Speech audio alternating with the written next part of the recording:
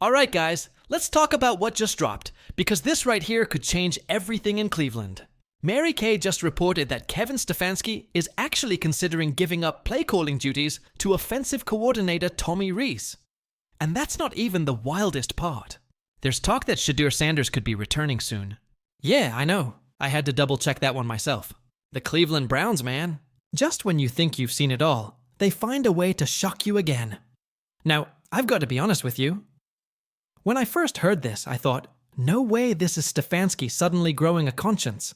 This feels like the front office finally stepping in and saying, enough. Because let's be real, this doesn't sound like a voluntary move. It sounds like pressure from above, like the higher-ups have had it with Stefanski's stubbornness and his play calling that's been running this offense straight into the ground. And if that's true, then maybe, just maybe, we're finally seeing the first real shift of power inside that building. Something weird is going on in Cleveland, and I think every Browns fan can feel it. You can sense it behind the press conferences, behind those vague injury updates, behind the awkward interviews. There's tension. There's this undercurrent of conflict. Stefanski versus Andrew Berry. Maybe even Stefanski versus Shedeur Sanders and his camp. There's a tug of war happening right now, and nobody's being honest about it. But here's the thing. If what Mary Kay is saying is true, then the Browns might finally be doing what fans have been begging for. Because let's face it, this isn't about strategy anymore.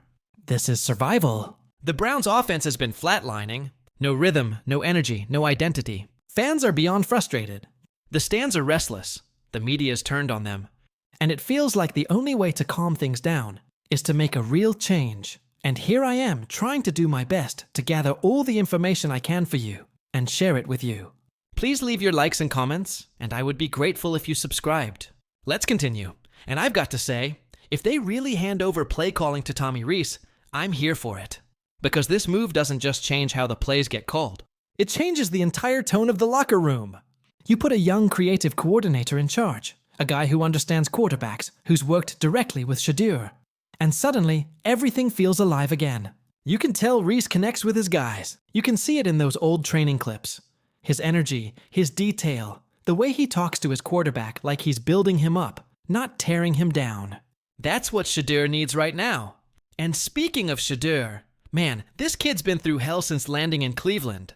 The way he's been treated, it's been downright disrespectful. I mean, they called it an injury, but even that was suspicious. Stefanski couldn't even explain it properly. The best he could come up with was, it's stiff. What does that even mean? Fans saw right through it. Everyone knew something wasn't adding up. Shedeur's been out there, putting in work on his own, grinding by himself, staying ready, while the coaching staff kept pushing a narrative that just didn't make sense. It's honestly heartbreaking, because this isn't just about football anymore. It's about pride and ego. Stefanski's been clinging to Dillon Gabriel like it's some personal crusade, trying to prove he was right in drafting him. But at what cost? How many games had to be lost before realizing this wasn't working? How many weeks of wasted reps? How many broken drives? How many frustrated Sundays did it take before they said, maybe we need to do something different? The truth is, if any other coach in the league pulled what Stefanski's been doing, they'd be gone already. But somehow he's been protected, like the organization owes him something. It's wild. We've watched one poor decision after another. We've seen him double down on every mistake, and he still somehow keeps his job. Meanwhile, the locker room suffers, the fans suffer, and a young quarterback like Shedeur Sanders gets caught in the middle of it all. And you know what? The fans aren't stupid. They see through all of this. The only people still defending Stefanski are a handful of insiders trying to save face. But the truth's out there now. He's not a good play caller, and the longer this team pretends otherwise, the deeper this hole gets. Now, if Tommy Rees actually takes over the play calling, if that really happens, we could finally see a turning point. Because think about this, Rees and Shedeur have worked together. There's a real connection there. You can see it in those mic-it-up sessions. Rees coaching him through reads, encouraging him, pushing him. Eyes down the field, good timing. That's the rhythm we're after. You can feel the chemistry. That's not just coach talk, that's trust. That's belief. And imagine that energy transferred onto the field. Rees calling plays that actually fit Shedeur's strengths. Quick reads, tempo, spacing, confidence. Suddenly, the Browns' offense could have direction again. No more wasted drives, no more confusion, no more trying to fit a square peg into a round hole. For the first time in a long time, we'd actually see an offense that flows, that attacks, that looks alive. But let's not pretend this erases what's happened. Accountability still matters. Stefanski doesn't get to just hand over the clipboard and walk away like nothing happened.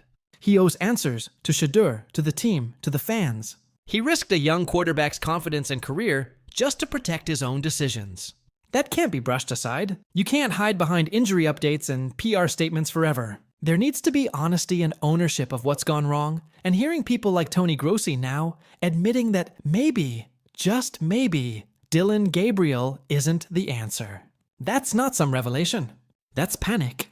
That's the sound of a staff finally realizing what the rest of us have been screaming for weeks. They didn't wake up because they learned something new.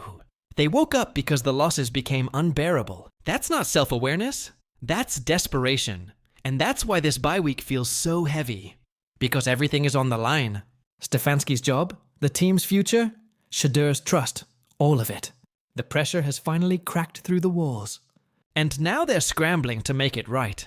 But if it's true, if Shedeur really is on his way back and Tommy Rees is about to call plays, then this could be the comeback Cleveland fans have been waiting for.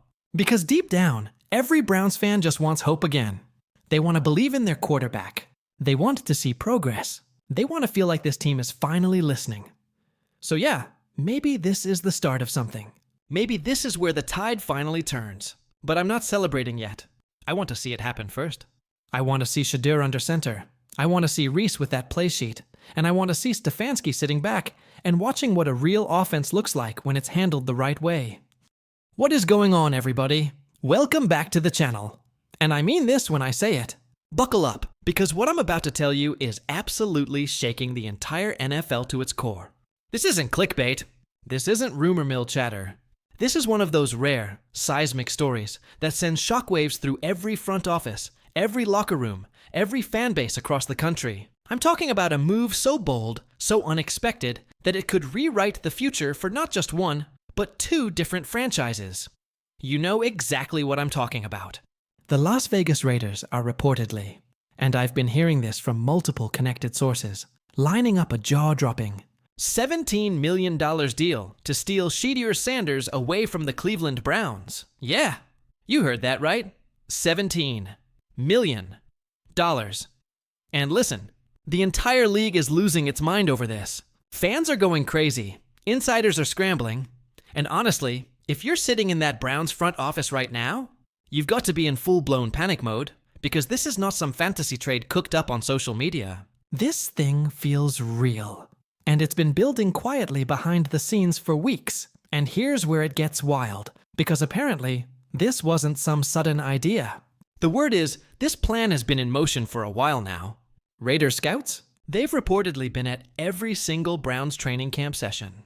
Everyone. They weren't there scouting a linebacker or trying to fill a backup role. Nah, this was all about Shedeur Sanders. That was the mission from the start.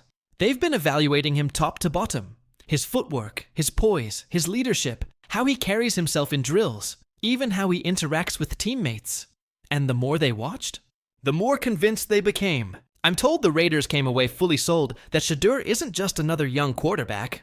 He's the guy. He's the kind of player you build a franchise around.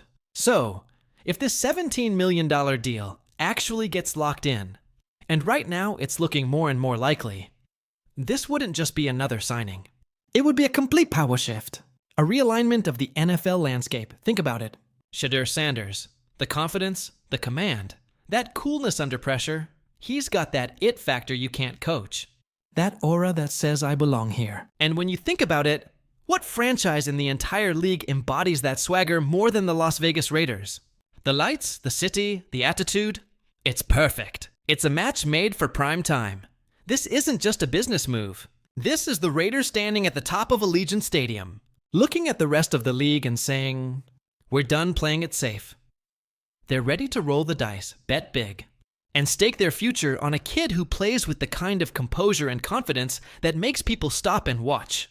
And just when you think this story can't get any crazier, Dame Lillard, yes, that Damian Lillard, enters the chat. And if you know Dame, you know he bleeds silver and black. The man's from Oakland. He's a lifelong Raiders fan. And get this, he went public, all over social media, practically begging the Raiders front office to make this move happen. He's saying what a lot of fans are saying. Go get this kid. Because let's be honest, he's been watching the same Raiders offense we've been watching. Geno Smith, 9 interceptions on the season, inconsistent play, no rhythm. And meanwhile, Shedeur Sanders is sitting there in Cleveland, a raw, electric, talented kid, wasting away on a bench. Dame said it best, make it make sense. Now, nobody knows for sure how good Shedeur will be in the pros, right? But I'll tell you this, I believe in him. I believe in his mentality, his work ethic, his control, and you can tell he's got that primetime energy, the kind that would thrive under the bright lights of Vegas. But here's where it gets dark for Cleveland, because the truth is, the Browns haven't exactly treated this kid with the respect he's earned. Under Kevin Stefanski, it's become painfully obvious that Shedeur's talent isn't just being overlooked. It's being suppressed. The man is ready. He's ready for a bigger stage, for a team that actually believes in him. And can you blame him for looking elsewhere? The dude has carried himself like a professional through everything. Calm, confident, never publicly bitter. Every post, every quote, every word feels intentional. That's not immaturity, that's control. That's awareness. He knows the league is watching. He knows he's being tested. And through it all, he's never cracked. He's played this game smarter than anyone expected when he said, "We not a no negativity, man. We not doing that. I'm just here to be positive." That wasn't some throwaway line. That was a statement. He's letting his silence speak louder than any press conference could. And Cleveland, they just keep fumbling this situation. The talk of promoting Shedeur to QB2 was shut down almost immediately. And that tells you everything you need to know. It screams one thing: no faith. None. Stefanski's still out there saying he's not willing to take risks with young players like Shedeur Sanders. But let me ask you, what's riskier? Sitting on talent, or actually letting it grow? And here's the part that really exposes the hypocrisy. While Stefanski refuses to give Shedeur a real chance, he's giving live game reps to guys like Quinshon Judkins. Judkins didn't even go through a full camp. He just showed up and started playing. So how can you say Shedeur's too young or not ready, but hand meaningful snaps to another rookie who just arrived? That's not about development. That's ego. And now analysts are calling it out too. Dan Orlovsky went on national TV and said exactly what every Browns fan's been thinking. He called it ridiculous, his word, that Shedeur isn't even the QB2. He said it's insane that Cleveland isn't testing their young quarterbacks like they promised to. Remember that. The plan to see if Dylan Gabriel or Shedeur could be the future, that's gone. Totally abandoned. Even Stephen A. Smith has chimed in. And when Stephen A. talks, the whole league listens. He said flat out that the Raiders are seriously considering a deal that could make Shedeur Sanders the centerpiece of their rebuild. $17 million on the table. Real talk. And he said something I totally agree with. It just makes sense, because it does. Shedeur's got the arm, the leadership, the presence, all of it. He's a natural showman, calm under pressure, with ice in his veins. And tell me, that doesn't sound like the perfect fit for Las Vegas. Meanwhile, back in Cleveland, the tension is suffocating. The fans are furious. They're tired of the excuses. They're watching a potential franchise quarterback rot on the sideline while this team keeps spinning its wheels. The calls to bench Stefanski are getting louder every week. You can feel the frustration boiling over. And when this whole thing finally blows, the fallout won't be on Shedeur. It'll be on the Browns. Because at this point, every game, every decision, every press conference is just more fuel on the fire. The locker room knows what's going on. The players know who's got the talent. And I'm hearing whispers. Some of those players are questioning the decisions being made. That's how bad it's gotten. And here's the craziest part. Insiders are saying Shedeur's camp has already started having quiet conversations with teams that want him. Real talks. Real offers. While Stefanski's up there giving robotic, PR-scripted answers, Shedeur's camp is out here making moves. The Raiders aren't just interested. They're ready to go all in. They want to make him the face of their rebuild. Not a risk. Not a maybe. The guy.